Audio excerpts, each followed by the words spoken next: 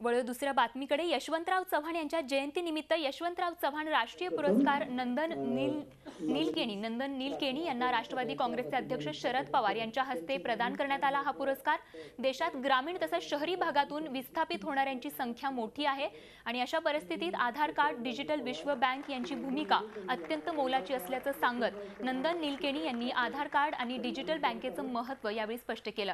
तर याच कार्यक्रमात पंतप्रधान नरेंद्र मोदी यांच्या कॅशलेस मोहिमेचं शरद पवारांनी तोंड भरून कौतुक केलं।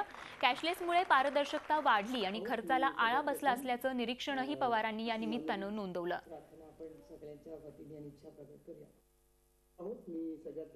कुठेही बाहेर जाताना कॅशलेस सोसायटी बायको असं म्हणते की पैसे कशाला खिशात पाहिजे, क्रेडिट कार्ड घेऊन ते क्रेडिट कार्ड वगैरे सगळं ठीक आहे, पण खिशात काही न ठेवता बाहेर पडलं जीवावर येत असतं। आता तुम्ही सुद्धा बघा, या ठिकाणी घरातून बाहेर निघाला, या सगळ्या पद्धती ज्या अलीकडे झाल्या कॅशलेस सोसायटी वगैरे या सगळ्या गोष्टीच्या वर एक गोष्ट मान्य करायला लागेल, आपला रोजचा खर्च कमी झाला। आपण सहजपणाने कुठेही पैसे खर्च करत होतो, असं ते करत नाही। पण हे सगळं खरं असलं ते खिशात काही नसलं तर चेंज पडत नाही।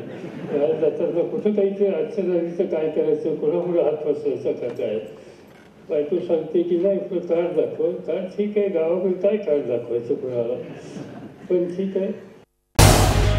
झी 24 तास रहा एक पाऊल पुढे।